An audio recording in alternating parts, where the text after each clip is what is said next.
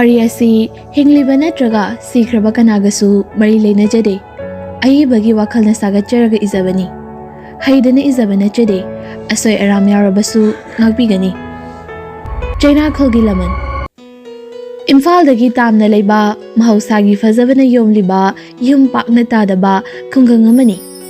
Mafamduda leiriba yum singdu ayambana thainagi yumsa oina tawi. Yum amaga lapna leinai. Piktak tauba yum amadani. Nupi macha ama imung wai shituna leiri. Tanjaduda mamadu Tongalamdagi changai. Nupi macha adu mama lakpa ubaduda noktuna. Ima, nang hala aba? Mama Santi noktuna. Ichabu natandalay baki bro. Lingzel. Kidi ima. Sumhay bini. Ado cheng walak bra. Wale. Lao. Chak thonga bataw rasi. Hoy ma, ay waisan basa amda lotion gige. Hoy. Ado loraga chama oko. Hoy ma.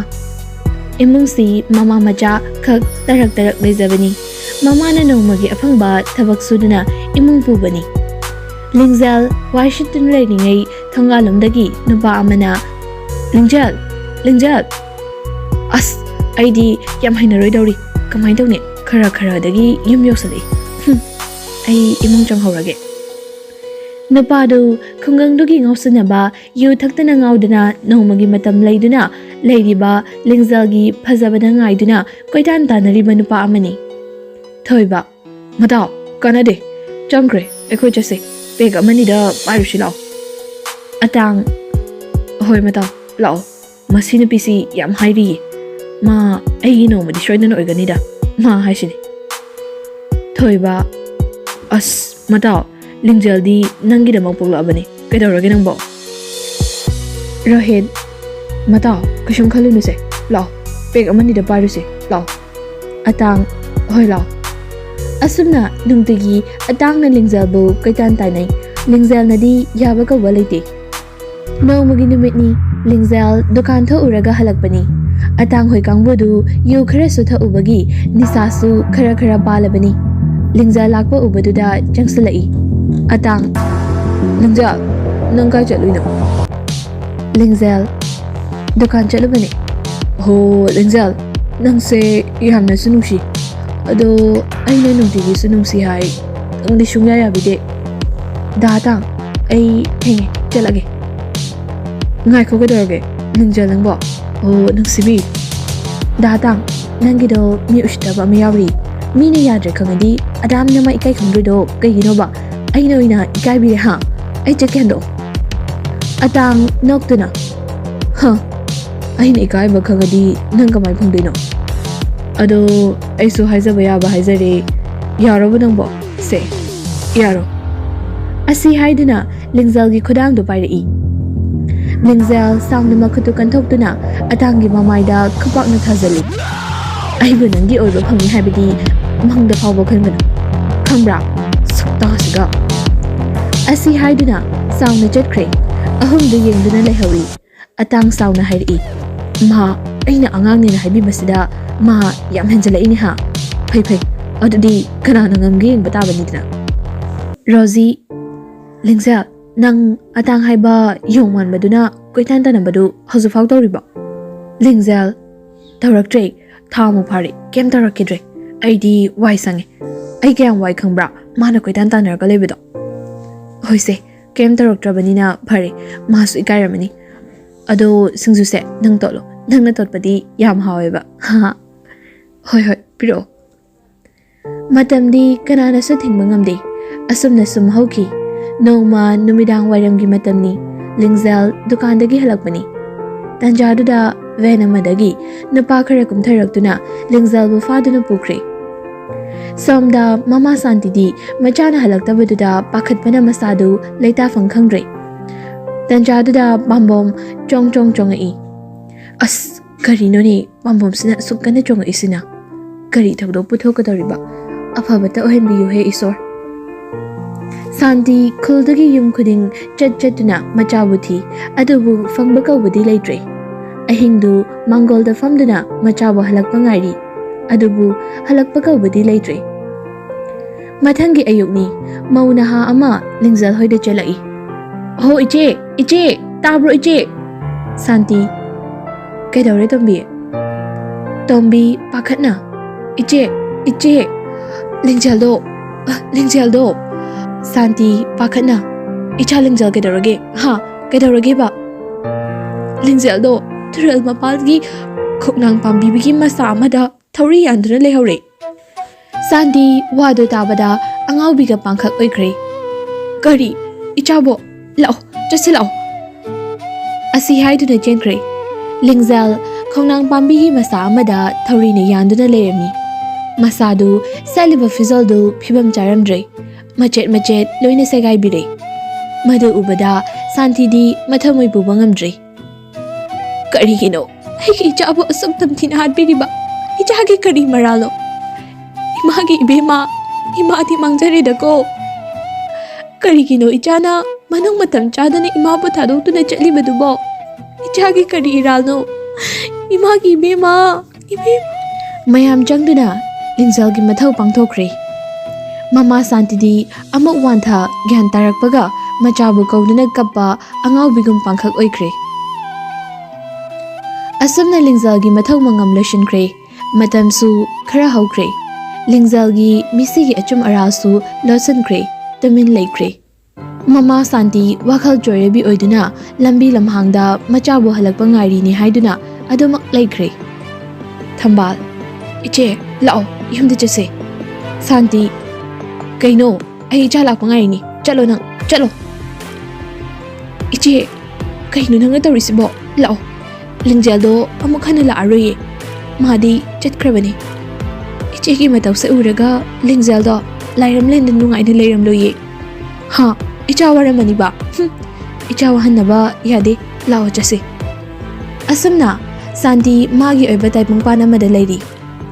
Atang matao masidi yumda pulogumse imana ngangbada ba aduna lampak to ina pulase.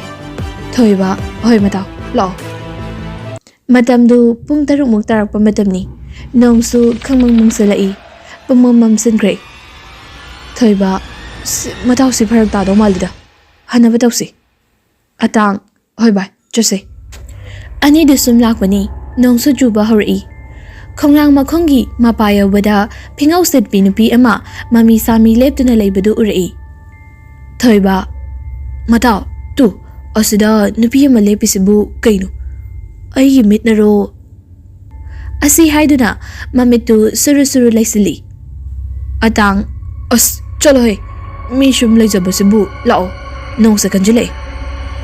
Nabiduna leiriba mapadu yobada thoibadu khanglaw lawri. Atang ikhang khangna kedore matao ha yengubada thoibagi makhongdu ingak ta ngairami. Madu ubada atang pakhatpa ama poglai. Lao matao lao asi haiduna thoibabu poduna pukre. Adusu magi matungda mami sami amana inabagum adumak tawi saum ama adum phangi. Sum chatlambadagi atang fat onthori kanasu leiramdi lambidu imam mami nong khakpa laubagi makhon natna atei karisu tade. Atang kidaba saduna gam chatli amuksu mi amana chatbagi makhol tarai. Madu tabada nisaga punghan hali kibana masadu kaino matawre. Aibu amuktadi yengsirane era nupana bu yengdadi yengageda. Asi haiduna fad ontharakpani ma khanglaw lawri. Ima akibagi nupi amagi saktamni masam isang sangi mamai tangkhai ama I tap tadi mamitsu nama yaude angoba fijol setli. Atang thoibabu ngamboi ngamdaboy poduna ngamzabi thaduna cheli. Handakti karisu taraktre. Mayum yauraduna thoibabu famungda hibhali aduga makhongdagi I mayamdu teithokpi. Yengbada mayana chikpagi mamitai. Atang wakalamada adumak leire. Masadu leita fam khangdre. Mathangi ayukni atang thoibada wari pumbaliri. Thoiba khangde matao aisu onthoga yengubane. Aduga karishu udena chitke tawbagane. Karino mana khongda chikpagi aina lawrido. Adudagi ai adum gyan mangkre. Atang yarase matao kem khaluranu. ꯅꯨꯄꯥꯅꯤ ꯀꯩꯗꯧꯔꯒꯦ ꯊꯣꯏꯕ ꯍꯣꯏ ꯃꯇꯥꯎ ꯔꯣꯍꯤꯠꯁꯨ ꯇꯟꯖꯥꯗꯨꯗ ꯆꯪꯉꯛꯏ ꯃꯇꯥꯎ ꯅꯪ ꯈꯣꯡ ꯁꯣꯛꯑꯦ ꯍꯥꯏꯗꯨꯕꯨ ꯀꯃꯥꯏ ꯇꯧꯔꯤꯅꯣ ꯊꯣꯏꯕ ꯈꯪꯗꯦ ꯃꯇꯥꯎ ꯔꯣꯍꯤꯠ ꯑꯩꯗꯤ ꯉꯔꯥꯡ ꯊꯕꯛ ꯆꯠꯊꯣꯛꯇꯅ ꯅꯣꯏ ꯑꯅꯤꯒꯁꯨ ꯄꯨꯜꯍꯧꯗ꯭ꯔꯦ ꯊꯣꯏꯕ ꯍꯣꯏ ꯃꯇꯥꯎ ꯃꯊꯪꯗ ꯐꯖꯅ ꯄꯨꯜꯂꯕ ꯂꯣꯏꯔꯦꯗ ꯍꯣꯏ ꯃꯇꯥꯎ ꯑꯇꯥꯡ ꯀꯩꯒꯤꯅꯣ ꯅꯪꯅ ꯇꯨꯃꯤꯟ ꯂꯩꯗꯨꯅ ꯑꯇꯥꯡ ꯀꯩꯁꯨ ꯇꯧꯗꯦꯗ ꯔꯣꯍꯤꯠ ꯉꯍꯥꯟꯈꯩꯒ ꯏꯃꯥꯟ ꯃꯥꯟꯅꯗꯦꯗ ꯑꯇꯥꯡ ꯀꯩꯁꯨ ꯇꯧꯗꯦ ꯃꯤ ꯃꯇꯥꯎ ꯒꯥꯔꯤꯒꯤ ꯀꯇꯥꯅ ꯂꯦꯞꯇꯅ ꯆꯠꯈꯤꯕꯅ ꯅꯨꯃꯤꯠ ꯈꯔꯅꯤꯁꯨ ꯍꯧꯈ꯭ꯔꯦ ꯅꯨꯄꯥ ꯑꯍꯨꯝꯗꯨ ꯅꯣꯡꯃꯒꯤ ꯀꯤꯕ ꯍꯦꯜꯂꯛꯏ ꯃꯁꯥꯗ ꯁꯍꯨꯝ ꯑꯃꯅ ꯑꯗꯨꯃꯛ ꯀꯣꯟꯅꯕꯗꯧꯅ ꯇꯧꯔꯛꯏ ꯑꯌꯥꯝꯕ ꯃꯇꯝꯗ ꯃꯄꯥꯟꯁꯨ ꯊꯣꯛꯇ꯭ꯔꯦ ꯂꯩꯀꯥꯏꯒꯤ ꯃꯤꯁꯤꯡꯁꯨ ꯉꯥꯡꯅꯕ ꯍꯧꯔꯛꯏ ꯑꯍꯜ ꯑꯃꯅ ꯇꯨꯔꯦꯜ ꯃꯄꯥꯟꯒꯤ ꯈꯣꯡꯅꯥꯡ ꯃꯈꯣꯡꯗꯨ ꯅꯨꯡꯗꯥꯡ ꯐꯤꯉꯧ ꯁꯦꯠꯄꯤ ꯅꯨꯄꯤ ꯑꯃ ꯍꯦꯛ ꯃꯃꯤ ꯁꯥꯃꯤ ꯊꯣꯛꯏ ꯍꯥꯏꯅꯩꯅꯦ ꯃꯧ ꯅꯍꯥ ꯑꯃꯅ ꯍꯣꯏꯅꯦ ꯃꯥꯃ ꯑꯗꯨꯃꯥꯏꯅ ꯍꯥꯏꯅꯩꯅꯦ ꯅꯨꯡꯗꯥꯡꯗꯒ ꯑꯗꯥꯏꯗ ꯆꯠꯄ ꯌꯥꯄꯣꯠ ꯅꯠꯇꯦꯀꯣ ꯂꯤꯡꯖꯦꯜꯁꯨ ꯃꯗꯨꯗ ꯁꯤꯈ꯭ꯔꯤꯅꯤ ꯀꯤꯔꯦꯗ ꯑꯍꯜꯗꯨꯅ ꯍꯣꯏꯅꯦ ꯑꯩꯗꯤ ꯋꯥꯈꯜꯕꯨ ꯑꯣꯏꯔꯨꯗ꯭ꯔꯦ ꯏꯁꯨ ꯂꯤꯡꯖꯦꯜꯗꯨ ꯃꯗꯨꯗ ꯊꯧꯔꯤ ꯌꯥꯜꯂꯝꯕꯅꯤꯀꯣ ꯃꯥꯃ ꯑꯩꯗꯤ ꯁꯨꯃꯥꯏꯅ ꯑꯗꯨꯝ ꯈꯜꯂꯤꯅꯦ ꯀꯔꯤ ꯍꯥꯏꯅ ꯈꯜꯂꯤꯅꯣꯅꯦ ꯃꯥꯃ ꯑꯩꯗꯤꯅꯦ ꯂꯤꯡꯖꯦꯜꯒꯤ ꯊꯋꯥꯏꯗꯨ ꯂꯥꯏꯔꯝꯂꯦꯟꯗ ꯆꯪꯕ ꯉꯝꯗꯗꯅ ꯈꯣꯡꯅꯥꯡ ꯃꯈꯣꯡꯗꯨꯗ ꯃꯥꯒꯤ ꯊꯋꯥꯏꯗꯨ ꯂꯩꯔꯕ꯭ꯔꯥ ꯈꯜꯂꯤꯅꯦ ꯑꯩꯗꯤ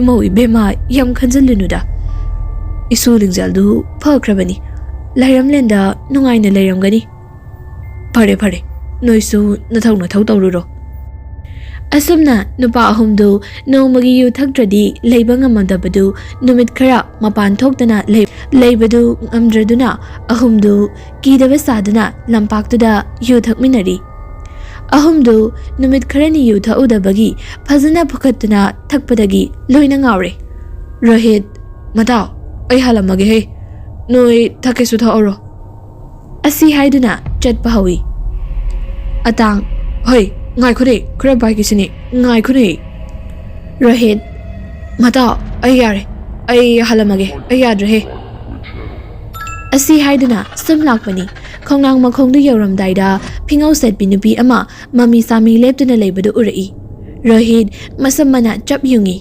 ꯇꯟꯖꯥꯗꯨꯗ ꯅꯨꯄꯤꯗꯨꯒꯤ ꯁꯛꯇꯝꯗꯨ ꯈꯪꯍꯧꯗꯅ ꯃꯥꯡꯈ꯭ꯔꯦ ꯃꯗꯨꯗꯒꯤ ꯔꯣꯍꯤꯠ ꯄꯥꯈꯠꯄ ꯈꯔ ꯐꯗꯨꯅ ꯆꯠꯄ ꯍꯧꯏ ꯑꯗꯨꯕꯨ ꯈꯪꯍꯧꯗꯦ ꯈꯣꯡꯅꯥꯡ ꯄꯥꯝꯕꯤꯗꯨ ꯅꯨꯡꯁꯤꯠ ꯀꯟꯅ ꯁꯤꯜꯂꯛꯏ ꯈꯣꯡꯅꯥꯡ ꯃꯅꯥ ꯑꯀꯪꯕꯁꯤꯡꯗꯨ ꯂꯣꯏꯅ ꯄꯥꯏꯊꯔꯛꯏ ꯔꯣꯍꯤꯠ ꯈꯣꯡꯊꯥꯡ ꯊꯨꯅ ꯊꯥꯡꯗꯨꯅ ꯃꯌꯨꯝ ꯇꯝꯅ ꯆꯠꯀꯦ ꯇꯧꯏ ꯑꯗꯨꯕꯨ ꯃꯥꯒꯤ ꯇꯨꯡꯗ ꯃꯤ ꯑꯃꯅ ꯏꯟꯅꯔꯛꯄꯒꯨꯝ ꯎꯅꯥ ꯑꯀꯪꯕꯗ ꯅꯦꯠꯂꯒ ꯆꯠꯄꯒꯤ ꯃꯈꯣꯜ ꯇꯥꯔꯛꯏ ꯃꯗꯨ ꯎꯕꯗ ꯑꯣꯟꯊꯣꯛꯇꯨꯅ ꯌꯦꯡꯏ ꯑꯗꯨꯕꯨ ꯀꯅꯥꯁꯨ ꯂꯩꯔꯝꯗꯦ ꯀꯔꯤꯁꯨ ꯈꯟꯗꯅ ꯑꯃꯨꯛ ꯆꯠꯄ ꯍꯧꯏ ꯃꯥꯒꯤ ꯃꯃꯥꯡꯗ ꯑꯀꯟꯕ ꯁꯥꯍꯨꯝ ꯑꯃꯅ ꯑꯃꯨꯛ ꯇꯞꯅ ꯄꯥꯏꯁꯤꯜꯂꯛꯄꯒꯨꯝ ꯑꯃꯨꯛ ꯇꯧꯔꯛꯏ ꯑꯗꯨꯕꯨ ꯃꯥꯒꯤ ꯃꯅꯥꯛ ꯌꯧꯔꯛꯄꯗ ꯆꯞ ꯂꯦꯞꯈ꯭ꯔꯦ ꯃꯥ ꯃꯁꯥꯗꯨ ꯀꯤꯕꯅ ꯂꯣꯏꯔꯦ ꯑꯗꯨꯅ ꯈꯣꯡꯊꯥꯡ ꯊꯨꯅ ꯊꯥꯡꯗꯨꯅ ꯂꯥꯛꯏ ꯈꯣꯡꯅꯥꯡ ꯄꯥꯝꯕꯤꯒꯤ ꯃꯄꯥ ꯍꯦꯛ ꯌꯧꯕꯒ ꯈꯣꯡꯅꯥꯡ ꯄꯥꯝꯕꯤꯒꯤ ꯎꯁꯥ ꯑꯃꯗ ꯑꯃꯨꯕ ꯃꯃꯤ ꯁꯥꯃꯤ ꯑꯃ ꯌꯥꯟꯗꯨꯅ ꯂꯩꯕꯗꯨ ꯎꯔꯛꯏ ꯀꯔꯤ ꯑꯣꯏꯔꯖꯥꯠꯅꯣꯅꯦ ꯁꯤꯕꯣ ꯌꯦꯡꯅꯤꯡꯈ꯭ꯔꯦꯗ ꯍꯦꯔꯥ ꯅꯨꯄꯥꯅꯕꯨ ꯍꯦꯛꯇ ꯌꯦꯡꯒꯦ ꯑꯁꯤ ꯍꯥꯏꯗꯨꯅ ꯈꯣꯡꯅꯥꯡ ꯄꯥꯝꯕꯤꯗꯨꯗ ꯀꯥꯈꯠꯂꯤ ꯑꯁ ꯀꯩꯁꯨꯝꯁꯨ ꯂꯩꯔꯝꯗꯦ ꯄꯦꯜꯂꯦ ꯋꯥꯅ ꯀꯥꯖꯔꯒ ꯑꯁꯨꯝꯅ ꯀꯨꯝꯊꯒꯦ ꯇꯧꯕꯒ ꯃꯈꯥꯗꯒꯤ ꯃꯥꯒꯤ ꯃꯈꯣꯡꯗꯨ ꯄꯥꯏꯗꯨꯅ ꯈꯪꯆꯤꯡ ꯆꯤꯡꯊꯈꯤ ꯃꯊꯪꯒꯤ ꯑꯌꯨꯛꯅꯤ ꯑꯇꯥꯡ ꯑꯃꯗꯤ ꯊꯣꯏꯕ ꯔꯣꯍꯤꯠ ꯈꯣꯡꯅꯥꯡ ꯄꯥꯝꯕꯤꯗ ꯊꯧꯔꯤ ꯌꯥꯟꯗꯨꯅ ꯂꯩꯔꯝꯃꯤ ꯍꯥꯏꯗꯨꯅ ꯆꯦꯜꯂꯛꯏ ꯈꯨꯜ ꯑꯗꯨꯒꯤ ꯃꯤ ꯄꯨꯝꯅꯃꯛ ꯌꯣꯝꯁꯤꯟꯗꯨꯅ ꯂꯩꯔꯝꯃꯤ ꯌꯦꯡꯕꯗ ꯂꯤꯡꯖꯦꯜꯅ ꯌꯥꯟꯈꯤꯕ ꯎꯁꯥꯗꯨꯃꯛꯇꯗ ꯊꯧꯔꯤ ꯌꯥꯟꯗꯨꯅ ꯂꯩꯔꯝꯃꯤ ꯑꯁꯨꯝꯅ ꯔꯣꯍꯤꯠꯀꯤ ꯃꯊꯧ ꯃꯉꯝꯁꯨ ꯂꯣꯏꯁꯤꯟꯈ꯭ꯔꯦ ꯔꯣꯍꯤꯠꯀꯤ ꯁꯣꯔꯥꯠ ꯅꯨꯃꯤꯠ ꯑꯇꯥꯡ ꯑꯃꯗꯤ ꯊꯣꯏꯕ ꯌꯨ ꯉꯥꯎꯗꯨꯅ ꯍꯜꯂꯛꯏ ꯔꯣꯍꯤꯠꯅ ꯁꯤꯗꯨꯅ ꯂꯩꯔꯝꯕ ꯈꯣꯡꯅꯥꯡ ꯃꯈꯣꯡꯗꯨ ꯌꯧꯔꯝꯗꯥꯏꯗ ꯔꯣꯍꯤꯠꯇ ꯊꯣꯛꯈꯤꯕ ꯑꯗꯨꯃꯥꯏꯅ ꯅꯨꯡꯁꯤꯠ ꯀꯟꯅ ꯁꯤꯜꯂꯛꯏ ꯅꯨꯄꯥ ꯑꯅꯤꯗꯨꯒꯤ ꯑꯀꯣꯏꯕꯗ ꯁꯥꯍꯨꯝ ꯑꯃꯅ ꯀꯣꯏꯁꯟ ꯁꯦꯟꯅꯗꯨꯅ ꯂꯩꯕꯒꯨꯝ ꯇꯧꯏ ꯑꯅꯤꯗꯨ ꯀꯤꯗꯨꯅ ꯆꯠꯄ ꯍꯧꯏ ꯑꯗꯨꯕꯨ ꯈꯣꯡꯊꯥꯡ ꯑꯅꯤꯗꯨ ꯆꯞ ꯂꯦꯞꯈꯤ ꯈꯣꯡ ꯊꯥꯡꯒꯦ ꯇꯧꯔꯕꯁꯨ ꯊꯥꯡꯕ ꯉꯝꯗ꯭ꯔꯦ ꯀꯔꯤꯒꯨꯝꯕ ꯑꯃꯅ ꯐꯥꯖꯤꯟꯗꯨꯅ ꯌꯥꯟꯗꯨꯅ ꯂꯩꯕꯒꯨꯝ ꯇꯧꯏ ꯑꯅꯤꯗꯨ ꯀꯤꯕꯗ ꯃꯛꯂꯥꯛ ꯊꯛ ꯅꯤꯛꯏ